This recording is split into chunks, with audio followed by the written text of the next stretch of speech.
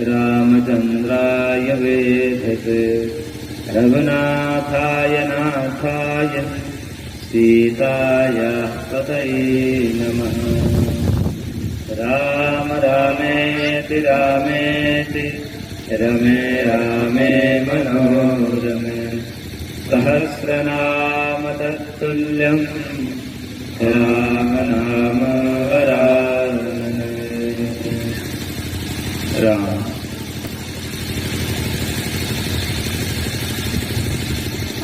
यक्ष ने युधिष्ठिर से एक प्रश्न पूछा। उसने उनसे कहा कि इस जगत का आश्चर्य क्या है।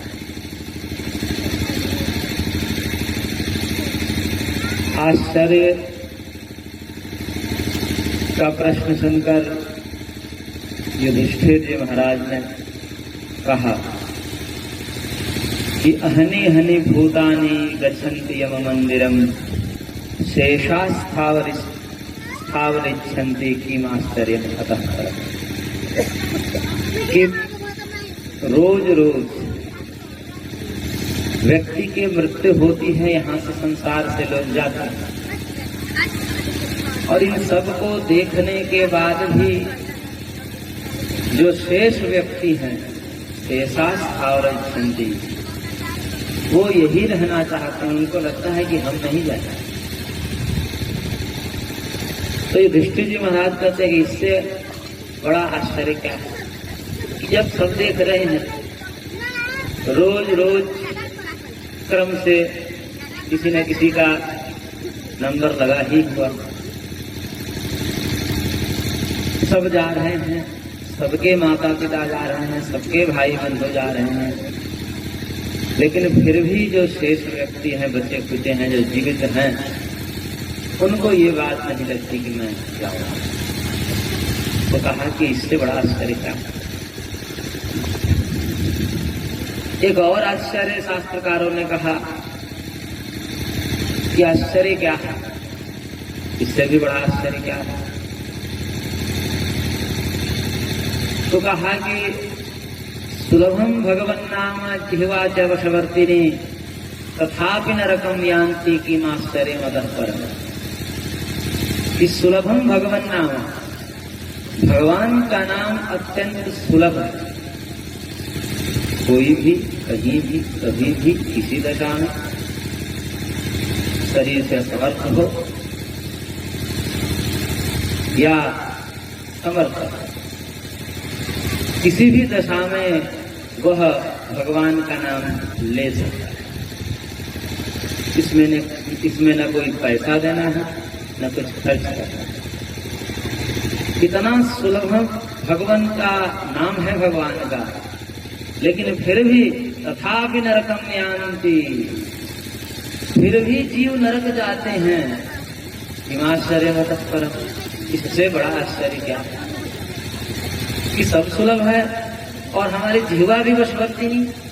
हमारी जिह्वा भी हमारे बस में है। ऐसा नहीं है कि हमारी जिह्वा को पकड़ करके कोई उससे दूसरा शब्द बुलवा दे। हमारी जिह्वा, हमारी रचना हमारी बस में है। हम जो बोले, बोलना चाहें वही बोलेंगे। तो भगवान का नाम सुलभ है, जिह्वा भी हमारी है, हम बोल सकते हैं। तथापि नरकम यान्ति, फिर भी जीव नरक में जाते हैं। किमाश्चर्यम्, इससे बड़ा आश्चर्य और क्या। सबसे बड़ा आश्चर्य शास्त्रकारों ने,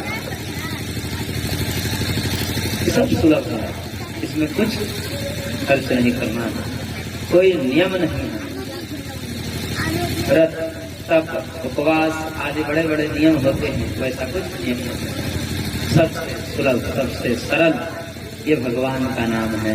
लेकिन फिर भी लोग भगवान के नाम के अभाव में, भगवान के नाम रूपी धन के अभाव में, उसके संग्रह के अभाव में दुख भोगते हैं।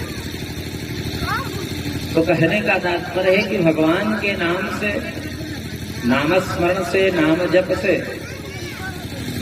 व्यक्ति परम धाम परम शांति भुक्तिम मुक्तिम च विन्दति, ऐसा जो कहा गया है कि भुक्ति भी प्रदान करता है नाम और मुक्ति भी प्रदान करता है।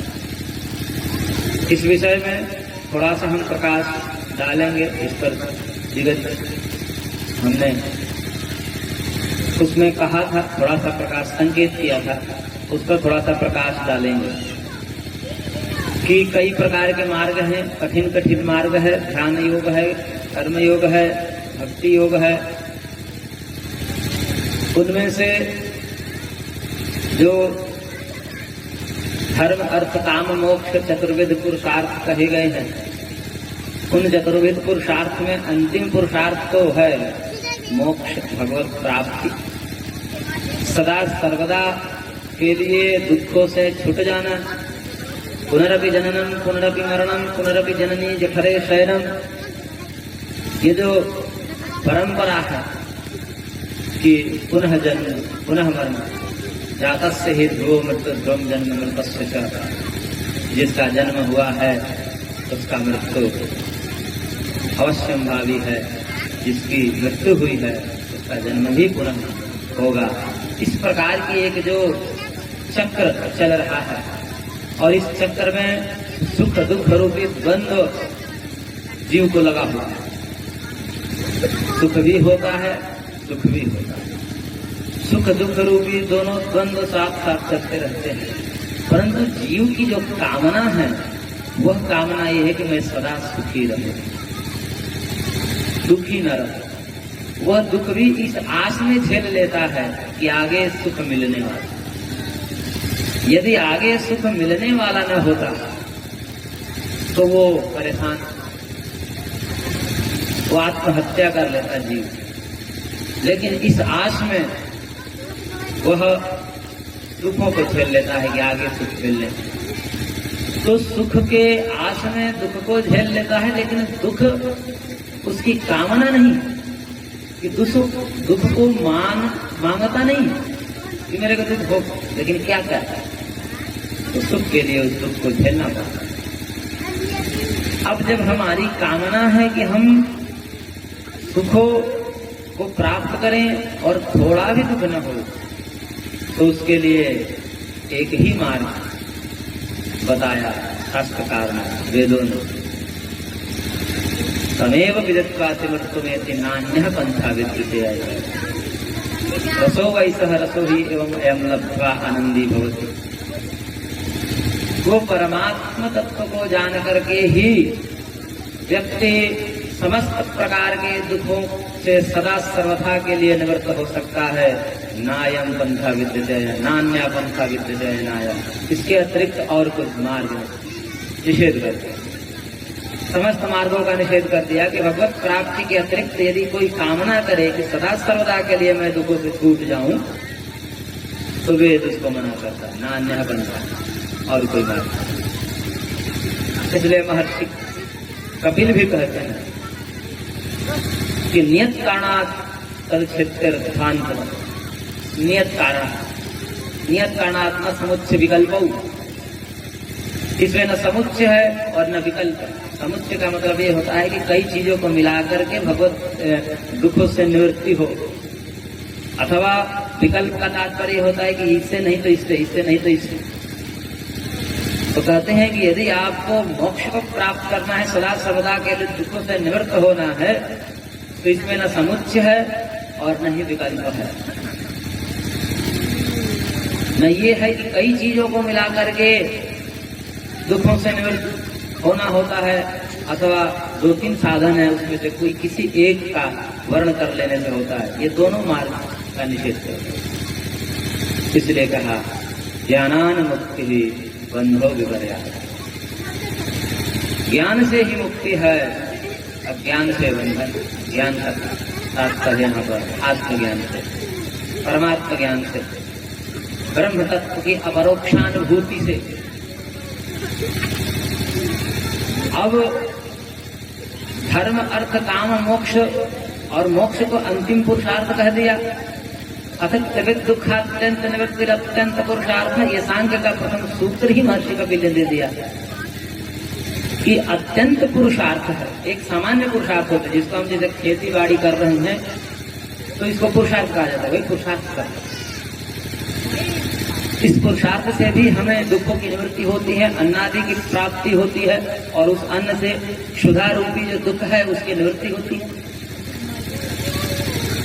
और उससे इतर भी शीत, आतप, वर्षा इत्यादि से बचने के लिए हम उस अन्न आदि को विक्रय करके और उससे अर्थ संग्रह करके हम धूप, सर्दी, गर्मी आदि से बच भी सकते हैं। तो ये जो पुरुषार्थ है इसको पुरुषार्थ कहते हैं। लेकिन इन पुरुषार्थों में इतना सामर्थ्य नहीं है कि सदा सर्वदा के लिए दुखों से छुड़ा पाए,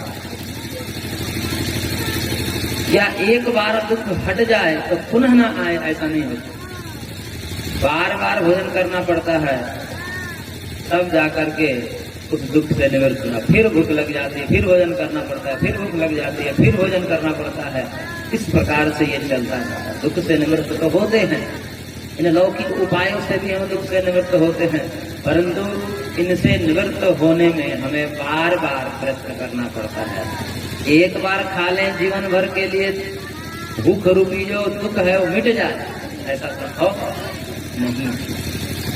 इसलिए कहा कि इसके लिए भगवत तत्व की प्राप्ति करनी पड़ेगी, आत्मज्ञान से अपने आप को परिपूर्ण करना पड़ेगा, तब जाकर के हो। अब उस आत्म तत्व को प्राप्त करने के लिए, परमात्मा तत्व को प्राप्त करने के लिए जो मार्ग बताएं कि उसका मार्ग क्या है, तो कहा कि भाई उसके मार्ग के लिए 4 चतुर्विध पुरुषार्थ हैं। तो 4 आश्रम में है, ब्रह्मचर्य, गृहस्थ, वानप्रस्थ और सन्यास। ये 4 आश्रम हैं, और चारों आश्रम में जो अंतिम आश्रम सन्यास है, उस सन्यास को प्राप्त करके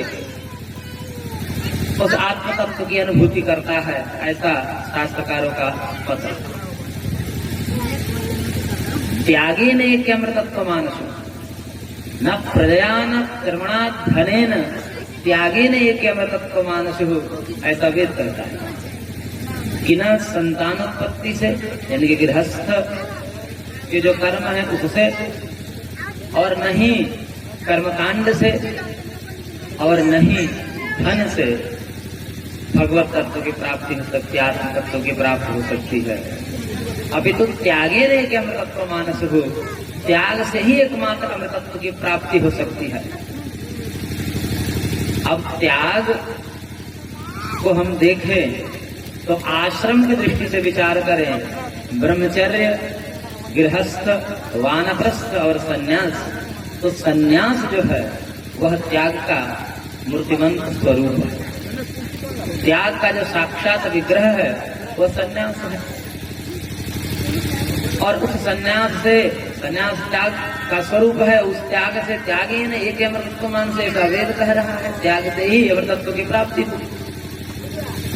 अब समस्या ये आ गई कि सब सन्यासी नहीं हो सकते, सब सन्यास नहीं ले सकते।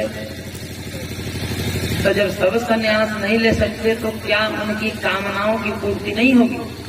क्या उनको भगवान नहीं मिलेंगे? क्या भगवान के मिलने के पश्चात जो दुखों से आत्यंतिक निवृत्ति है कि सदा सर्वदा के लिए दुखों से छूट जाएं, तब तो उनका नहीं होगा। इसी बात को महर्षि पतंजलि ने योग शास्त्र में कहा, जो आत्म तत्व कैसे प्राप्त होगा, तो कहा कि अभ्यास वैराग्याभ्याम तन्निरोधः, अभ्यास और वैराग्य से प्राप्त होगा। और वैरागी किसको बोलते हैं? सन्यासी को बोलते हैं। अब चलो सन्यासी के लिए तो सब ठीक है, अभ्यास वैराग्याभ्याम तन्निरोधः, अभ्यास और वैराग्य से उस तत्व को प्राप्त कर लेगा, दुखों से छूट जाएगा। परंतु जो सन्यास नहीं लिया है, सन्यास नहीं है, गृहस्थ है, वानप्रस्थ है, ब्रह्मचारी है, वो कैसे प्राप्त करेगा? तो महर्षि पतंजलि से पूछा गया कि कोई और उपाय है, बताइए। तो महर्षि ने कहा कि देखिए है, क्योंकि महर्षि ने जो योग शास्त्र की रचना की है उसमें 4 पाद है, 4 अध्याय हैं। चारों अध्याय में जो सबसे पहले साधन जो बताए हैं वो उत्तमाधिकारी के लिए बताए हैं। जो उत्तम अधिकारी है, सन्यासी है, उनके लिए जो उपयुक्त मार्ग है उसका व्याख्यान किया है। और उसी अध्याय में ये वर्णन आता है कि यदि मान लीजिए कोई संन्यास नहीं लिया है तो क्या उसको उसके दुखों की निवृत्ति नहीं होगी। तो महर्षि ने कहा कि नहीं होगी, सरल मार्ग भी है, ये कठिन मार्ग है, संन्यास मार्ग कठिन मार्ग है। इंद्रिय संयम जब तब इत्यादि में नियमित अपने इंद्रियों को संयमित करना पड़ता है, परंतु ये सामान्य व्यक्ति से संभव नहीं है। तो उसके लिए महर्षि पतंजलि ने कहा, एक सूत्र दिया, और यह सूत्र योग शास्त्र में 4 बार आया। ईश्वर परिधान जो शब्द है सूत्र में, सूत्र देते हैं महर्षि, ईश्वर प्रणिधानाद्वा, ईश्वर प्रणिधान से, ईश्वर भक्ति से उस दुखों की निवृत्ति हो सकती है। ईश्वर का भजन करिए, भगवान का भजन करिए, उस भजन से भी अभ्यास और वैराग्य यदि न हो, आपके इंद्रिय संयमित न हो, आप सन्यासी की तरह अपने आप को संयमित नहीं कर पा रहे हैं, तो भी केवल और केवल भगवान के भजन से, भगवान के नामस्मरण से वही तत्व को प्राप्त कर लेंगे, वही फल को प्राप्त कर लेंगे जो सन्यासी समाधि के माध्यम से प्राप्त करता है, वही फल प्राप्त होगा। और इसलिए ईश्वर प्रधान, मतलब ईश्वर प्रधान को खोलते हुए व्यास जी कहते हैं कि ईश्वर प्रधान आज भक्ति विशेष आता है। ईश्वर प्रधान का मतलब भक्ति विशेष, भक्ति जो विशेष शब्द लगाया है, सामान्य भक्ति नहीं। भक्ति रव्य विचारिणी जो गीता का वचन है कि ऐसी भक्ति जो स्थिर अचल भक्ति, कभी हिलने वाली ना होती, कभी एक बार ये किए एक बार वो किए और जिंदगी भर इसी में लगे रहे, कभी वो कभी वो, कभी इसका भजन, कभी इस देवी देवता का भजन, कभी उस देवी देवता का भजन, और यही करते करते जीवन बीत गया। ऐसी भक्ति नहीं होती। इसलिए अनन्य भक्ति का, अन्य भक्ति होनी चाहिए। एक देव, एक ही ईश्वर है, उसी में भक्ति करनी चाहिए और हिलने वाली नहीं होनी चाहिए, अचल भक्ति। तो उस शब्द को 4 बार में, जबकि योग शास्त्र इतना संक्षिप्त है, मात्र 195 सूत्र है। 6 शास्त्र का नाम आप लोगों ने सुना होगा, 4 वेद 6 शास्त्र की बात बार बार आती है। 6 शास्त्र जिसको दर्शन शास्त्र के नाम से जाना जाता है, जिसमें योग, सांख्य, न्याय, वैशेषिक, वेदांत, मीमांसा, ये 6 शास्त्र। उन 6 शास्त्र में जो योग शास्त्र है अत्यंत संक्षिप्त है, 195 सूत्र है मात्र, और उस 195 सूत्र में ईश्वर परिधान शब्द 4 बार आया है, 4 जगह। इसका तात्पर्य यह है कि महर्षि पतंजलि जैसे ही साधक योगी व्यक्ति भी भक्ति पर जोर देना चाहता है, नाम महिमा पर, नामस्मरण पर जोर देना चाहता है। अन्यथा 4 सूत्र नहीं देते, 4 बार। जबकि इसको कहा जाता है कि भाई आप बार बार किसी चीज को दोहरा रहे हैं तो उसको जो है दोष माना जाता है, उसको दोष माना जाता है कि बार बार आप एक ही चीज को क्यों कह रहे हैं। परंतु उस दोष के निवारण के लिए शास्त्र में एक उपाय बताए हैं। भाई कभी कभी शास्त्र में किसी चीज पर बल देने के लिए, भले ही उसको दोष माना जाता है कि जैसे कोई व्यक्ति बार बार एक ही विषय पर आए, आगे बढ़े ही नहीं, वही चीज दोहराने लगे बार बार की कथा में वही दोहराने लगे, यही कथा बार बार दोहराने लगे, तो वो क्या कहा जाता है? पुनरावृत्ति दोष कर रहा है, दोष माना जाता है वक्ता के लिए। और ऐसे लेखक के लिए भी होता है कि पुस्तक में वही चीज एक बार बोल दिए, फिर वही चीज बोल रहे हैं, उसको भी दोष माना जाता है। तो ऐसा क्यों किया महर्षि ने? तो उसके लिए एक न्याय, जैसे लोकोक्ति होती है समाज में, एक लोकोक्ति कही जाती है कि स्थूणा निखनन न्याय। स्थूणा बोलते हैं खूंटे को। जैसे खूंटा पर ठोका जाता है और पर्याप्त ठुकाई के बाद जब हिलाकर देख लेते हैं कि अब नहीं हिल रहा, अब बिन हो गया, तो भी उठते उठते 4-5 बार मार देते। अब मारने की आवश्यकता नहीं है, पर्याप्त दृढ़ हो गया है, अब हिलेगा नहीं, उखड़ेगा नहीं। लेकिन फिर भी व्यक्ति अपनी संतुष्टि के लिए उठते उठते भी 2-4-5 मार ही देता है। तो ऐसे ही शास्त्रकारों ने कहा कि जहां भी शास्त्रों में यदि आपको लग रहा है कि पुनरावृत्ति दोष है, एक जगह कह दी गई, दोबारा इस बात को कही जा रही है, तो वो शिष्य को दृढ़ करने के लिए पक्का हो जाए, इसलिए उसको दोबारा बोल। तो ईश्वर प्रणिधान अर्थात भक्ति, ईश्वर भक्ति को महर्षि पतंजलि जैसे योगी ने भी महत्व दिया। और वो ईश्वर भक्ति क्या है? ईश्वर प्रणिधान में 2 शब्द का, ईश्वर और प्रणिधान। तो ईश्वर के पहले महर्षि ने वर्णन किया कि ईश्वर क्या है, भगवान का स्वरूप क्या है। तो महर्षि पतंजलि ने कहा कि क्लेश कर्म का आकाश ही अपरामृष्ट पुरुष विशेष ईश्वर, कि भगवान वो हैं, भगवान का स्वरूप समझ में रखे, जिसकी भक्ति हम कर रहे हैं, जिसका नाम स्मरण कर रहे हैं, बौद्धिक रूप से उसका पता तो चलना चाहिए कि होते कैसे, भले हमने नहीं देखा। जैसे नव वधू जो होती है वो अपने पति को नहीं देखती है, लेकिन फिर भी उसको बता दिया जाता है कि आपका पति ऐसा ऐसा गुण धर्म वाला है, पहले बता दिया जाता है, आपको दिखा दिया जाता है, आपको दोनों से मिलाया जाता है। पहले ऐसा नहीं होता था, पहले केवल घर वाले देख लेते थे और उसको बता देते थे कि ऐसा ऐसा वो है। अभी वो देख ही नहीं है, लेकिन उसके गुणधर्म को उसके कान में सुना दिया जाता है कि वो ऐसा ऐसे गुणधर्म वाला है, वो गोरा है, वो पतला है, वो काला है, जैसा भी है उसको बता दिया। वो न देखे होते हुए भी, देखती नहीं है, लेकिन फिर भी उसके गुणधर्मों को सुनकर उससे उसकी प्रीति हो जाती है, उसको प्रेम होने लगता है। देखी नहीं है लेकिन फिर भी प्रेम हो जाता है। तो हम जिस भगवान की भक्ति करें, भक्ति का मतलब प्रेम ही होता है।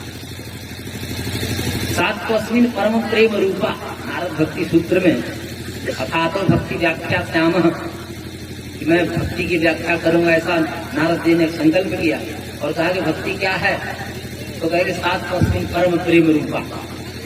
परम प्रेम रूपा जो है वो भक्ति है, प्रेम ही भक्ति।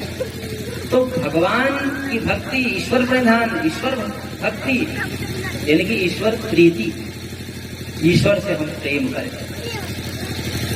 तो ईश्वर से प्रेम करें तो ईश्वर का स्वरूप पहले बताया महर्षि ने, क्लेश कर्म विपाक आशा ही परामृष्ट पुरुष विशेष ईश्वर। ईश्वर कैसे हैं?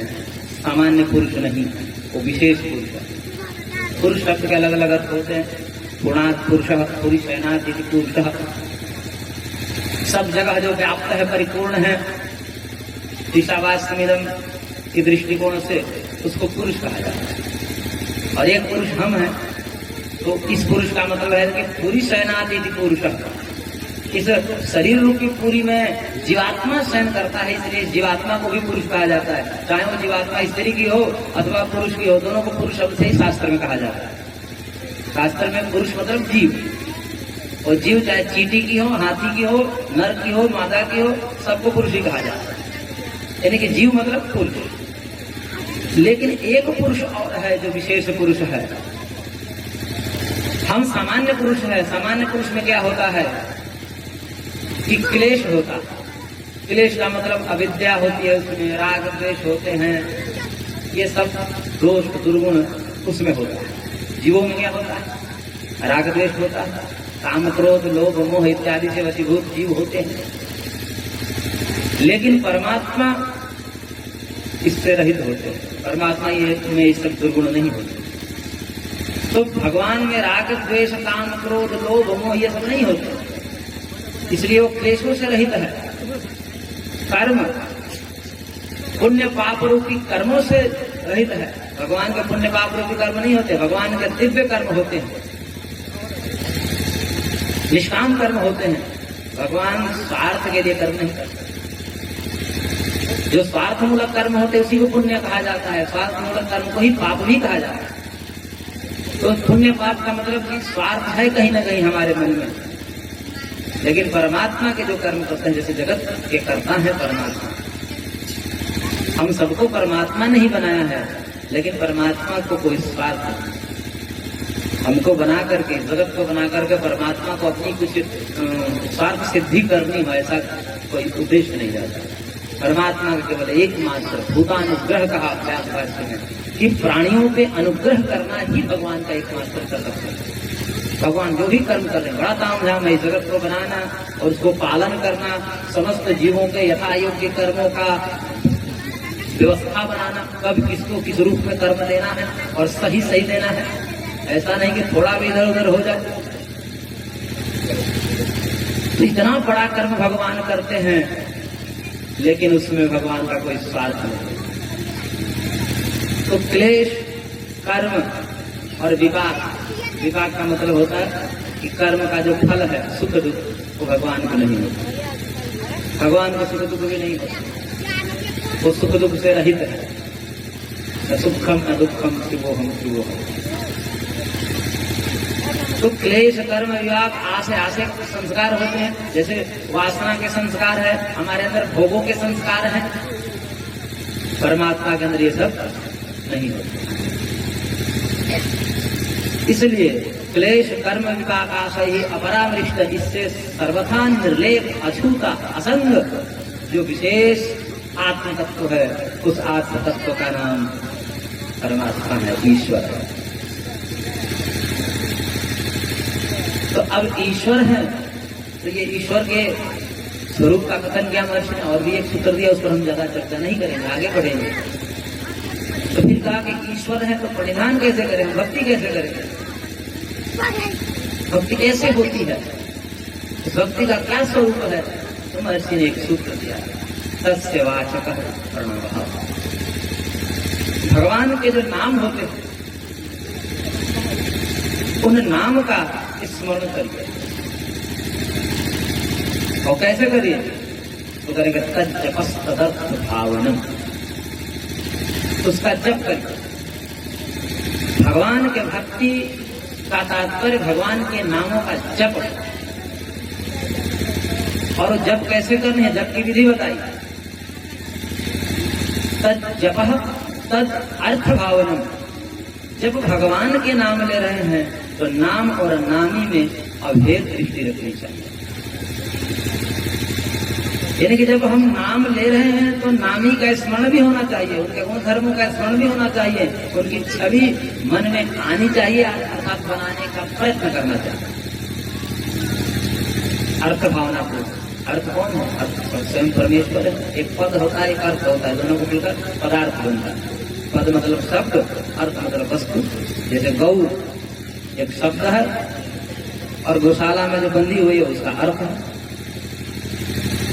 एक वाचक है, एक वाच्य है। तो जब वाचक शब्द होते हैं, भगवान के नाम क्या है, शब्द है। जब हम शब्द का बारंबार स्मरण कर रहे हैं, जब उसको कहते हैं, बार बार आवृत्ति को जब कहा जाता है। राम राम राम राम राम ऐसा हम कर रहे हैं, इसको जब कहा जाता है।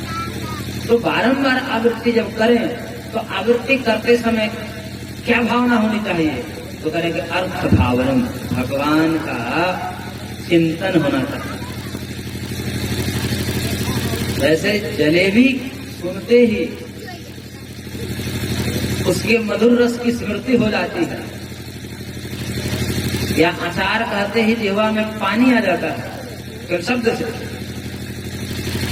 ऐसे ही राम कहते ही उस परब्रह्म परमेश्वर की छवि या उनके गुणधर्म कि वो कैसे हैं, वो परम पुरुष जो सर्वव्यापक है, सर्वेश्वर है, सर्वांतर्यामी है, सर्वाधार है, उन्होंने जगत को बनाया, वही जगत के पालन करता है, वही जगत के संहार करता है। इस प्रकार के जब नाम ले रहे हैं उस राम का, तो ये सब चीजें आनी चाहिए। धीरे धीरे अभ्यास से, पहले तो प्रारंभ में ऐसे ही होगा, केवल नाम ही नाम होगा, लेकिन धीरे धीरे उसको हम प्रयत्न पूर्वक वो भाव नाम के साथ जोड़े, तो धीरे धीरे होगा। प्रारंभ में पहले नहीं होगा, पहले केवल राम राम आएगा, दिमाग कहीं और रहेगा। लेकिन धीरे धीरे उसमें जैसे एक माला कर रहे हैं तो एक बार भी आ जाए, एक बार भी आ जाए तो भी ठीक है। ऐसा करते करते फिर वो भाव उसमें, उस नाम में भाव आने लगता है। और जब भाव आता है तो उसके लिए शास्त्रकार कहते हैं, न काष्ठे विद्यते देवे न देवो न पाषाणे न मृण्मये भावे ही विद्यते देवो तस्मात् भावो ही कारण। कि भगवान काष्ठ की मूर्ति हो या पाषाण की मूर्ति हो, उसमें उस पाषाण या काष्ठ की मूर्ति हमारे लिए कल्याणकारी नहीं है। अभी तो जब उसमें भाव आ गया, भावे ही विद्यते देव, जब हम भावपूर्वक अब काष्ठ की मूर्ति नहीं देख रहे हैं अथवा हम पाषाण की मूर्ति उसको नहीं देख रहे हैं, साक्षात सर्वेश्वर सर्वंतर्यामी परमात्मा के रूप में देख रहे हैं। ये भाव, जब ये भाव आता है तो फिर कहते हैं कि अब भावे ही विद्यते देव, परमात्मा भाव में ही है, तस्मात् भाव ही कारण। इसलिए भक्ति का मतलब जप होता है और उस जप का मतलब भावना पूर्वक जप होता है। तो तज्जपस तदर्थ भावना में धीरे धीरे, प्रारंभ में तो केवल नामस्मरण होगा, धीरे धीरे उसमें भाव डालते हैं और भाव आने लगता है। जब करते करते हम सोचेंगे कि भाव नहीं आता इसलिए हम नहीं करेंगे, हमको हमारा तो भाव ही नहीं आता, हम नहीं कर सके। जब भाव ही नहीं आ रहा है, मन कहीं और रहा है, राम राम कर रहे हैं, उसमें राम भगत में सूरी है, इसे भाव से जाते तो हम तो नहीं करेंगे जी। ऐसा होने पर भी मन में दुर्भाव आवे तो भी नाम ले, और धीरे धीरे जब नाम स्मरण करते, नाम का जब करते हैं तो भावना अपने आप आने लगती है। और चाहे कितना भी व्यक्ति नीच हो, कितना भी दुराचारी व्यभिचारी अत्यंत अधम हो, वह भी भगवान के नाम स्मरण करके सिद्ध हो सकता है। भगवान गीता में कहते हैं अभी चेत दुराचार भजते माम अनन्य भाग साधु एव समन्तव्य सम्यक व्यवस्थित हो। कि अभी चेत सुदुराचार, एक दुराचार होता है, दुराचारी व्यक्ति होता है, दुष्ट आचरण वाला है तो दुराचारी बोलते हैं, पापी। और एक सुदुराचारी, सुदुराचारी सुष्ठु दुराचारी, सुदुराचारी मतलब बहुत बढ़िया से दुराचारी, अत्यंत पापी है। एक पापी होता है और एक अत्यंत पापी, एक पाप होता है, एक जघन्य पाप होता है। तो भगवान स्वयं कहते हैं गीता में कि यदि जघन्य पाप भी करने वाला है, अपिचेत सुदुराचार हो, भजते माम अनन्य भाग, मेरे को भी यदि अनन्य भाव से भज रहा है तो साधु एव समन्तव्य, उसको साधु ही समझना। सब कुछ छोड़ दिया, उसको पता चल गया कि बहुत हमने किया, बोध हो गया क्योंकि गलती सबसे होती है, हम जीव हैं, गलती हुई है, सबसे होती है। ऐसा कोई जीव नहीं है जिससे गलती ना हो, जिससे पाप ना हो, सब पाप है। चोर चोर मोसेरे भाई, चाहे सन्यासी हो, चाहे सामान्य गृहस्थ हो, मनुष्य शरीर मिला है इस मलमूत्र का भांड तो पाप हुआ है, अन्यथा दिव्य शरीर नहीं मिले, इससे सुगंध ही आनी चाहिए, लेकिन दुर्गंध सुन रहे हैं इसका मतलब कि पाप सबसे हुआ है। तो सब पाप किए हैं और भगवान कह रहे हैं कि चाहे कितना भी पापी हो, यदि मेरे शरण में आ जाए और भजते माम अनन्य भाग, तो साधु एव समन्तव्य, उसको साधु ही माना, सम्यक व्यवस्थित हो, सब सम्यक व्यवस्थित हो भीतर, क्योंकि अब उसकी बुद्धि ठिकाने पर आ गई। अब समझ गया कि अब जो हुआ सो हुआ, अब नहीं। ये जब बोध हो गया उसको, और जब हमारे शरण में आकर के नाम स्मरण भजन करने लगा, तब वो शुद्ध हो जाता। उसके लिए भगवान ने कहा, तेषाम हम समुद्धरता मृत्यु संसार सागरात भवामि न चिरार्थार्थम नैयावेशित चेतताम। ऐसे व्यक्ति को मैं इस संसार सागर से पार लाऊंगा। तेषाम हम समुद्धरता मृत्यु संसार सागर, मृत्यु रूपी संसार सागर से हम उसको पार लाते और वहां पहुंचा देते हैं। तत्कृत्वा न निवर्तन्ते, यत्कृत्वा न निवर्तन्ते तद्धाम परमं मम। जहां पर जाने के बाद दुख का लेश नहीं है, अब पुनः दुख होने वाला नहीं, उस धाम को प्राप्त हम करवा देते हैं। ये भगवान का संकल्प है। इसलिए हम ये न सोचे कि हमसे अपराध हुआ है, हमसे पाप हुआ है तो हमारा उद्धार नहीं होगा। तो भगवान जब स्वयं कह रहे हैं हो जाएगा, क्योंकि अग्नि में वो सामर्थ्य होता है कि अग्नि में कितना भी जंग और कालुष्य से युक्त लौह पदार्थ कोई धातु हो, उसको तपाएं और वो निर्मल न बन जाए, ऐसा हो नहीं सकता। क्योंकि स्वभाव अग्नि का है कि जंग और कालुष्य से युक्त लौह पदार्थ, धातु पदार्थ जो है, उनको भी वो निर्मल और शुद्ध बना देता है। ऐसे ही भगवान का एक नाम अग्नि भी है। अग्ने न यश पथाराय सुना, ऐसा वेद में भगवान को अग्नि शब्द है। इसलिए भगवान को प्रकाश स्वरूप कहा गया है। भगवान प्रकाश अग्नि, अग्नि जैसे समस्त मलों को नष्ट कर देती है, ऐसे ही परमात्मा जीवों के समस्त पापों को भस्म कर देती है। अश्वैव रोमाणी विधूय, जैसे घोड़ा अपने रोए को झाड़ता है, जैसे धूल में लोट करके धूल छाड़ता है तो रोए वैसे झड़ जाता है, ऐसे ही चुटकी में उसके पाप झड़ जाता है। जब भगवान का भजन कर, भगवान की कृपा से। इसलिए हम ये न सोचे कि हमसे अपराध हुए हैं, अब हमारा तो कर्म नहीं हो सकता।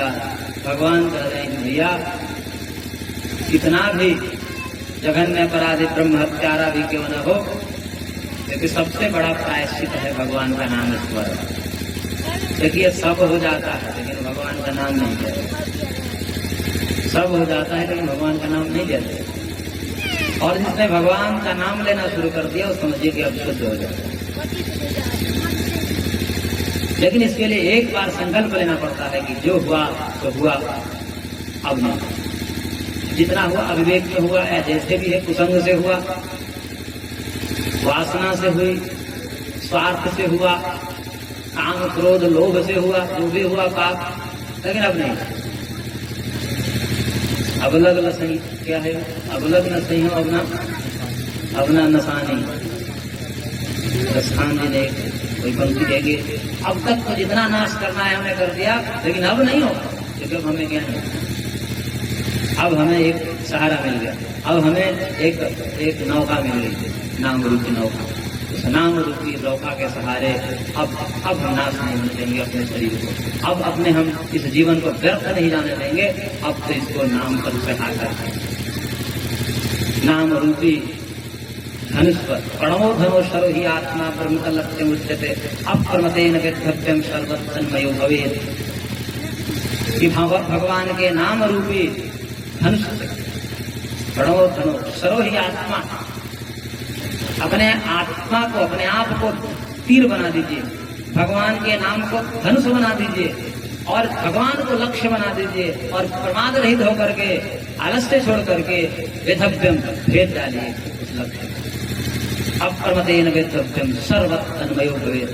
जैसे शर बनाने वाला, जैसे बाण बनाने वाला, बारीक काम करने वाला एकदम एकाग्र होकर के अपने काम को ऐसा करता है कि कुछ चीजें उसको दिखाई सुनाई नहीं देती, ऐसे ही नाम स्मरण में, नाम जप में एकाग्र होकर के और भगवान के नाम रूपी धनुष पर अपने आप को चढ़ा करके छोड़ दीजिए अपने आप को भगवान, तब वो लक्ष्य की प्राप्ति। तो इस प्रकार से हमने कहने की बहुत चीजें हैं, विस्तार रहती है। तो कहने का तात्पर्य है कि ये जो नाम की महिमा है, ये बहुत शास्त्रों के निष्कर्ष को हम आप लोगों के सामने रख रहे हैं। इसमें एक भी अंश हम अपने से नहीं बोलते, क्योंकि हमारे अंदर से 7 प्रकार बोलते हैं। जैसे भूतावेश हो जाता है तो भूत प्रेत चढ़ जाते हैं और वही बोलने लगते हैं, वैसे ही हमारे अंदर कभी पतंजलि बोलने लगते हैं, कभी कपिल बोलने लगते हैं, क्योंकि हमें हमारा अपना कुछ है ही नहीं। जो भी है हमने सब शास्त्रों से ही सीखा है, पढ़ा है, शास्त्र के अनुसार ही जीने का सोचा है, संकल्प लिया है। तो इसलिए इसको गांठ मान लीजिए कि ये सामान्य व्यक्ति का कथन नहीं है, अभी तो ब्रह्मर्षियों का कथन है, जिन्होंने ब्रह्म तत्व का साक्षात्कार किया है, उनका कथन है कि केवल और केवल नाम स्मरण से ही आप इस गौसागर के पार हो सकते। और इसमें कोई नियम नहीं है, कोई ज्यादा तामझाम नहीं करना है, कोई व्रत उपवास इत्यादि की व्यवस्था नहीं है। जैसी भी दशा में है, भाव को उसको करते जाएं और देखिएगा कुछ ही दिनों में, 1 महीने यदि व्यक्ति कर ले, अपने आप जीवन में चलते फिरते काम कर रहे हैं, अंदर चल रहा है तो हो जाता है। तो फिर आनंद आता है, शांति मिलती है और अंततः भगवान से रहेगा। वही पद प्राप्त करवाएंगे जो नित्य गुफाओं में ध्यानरत योगियों को पद प्राप्त होता है, वही पद हम इनको भी प्राप्त करा देंगे। इस प्रकार से ये नाम महिमा हमने रखी और 10 मिनट कीर्तन करने का प्रस्ताव था, भजन होगा दिन का।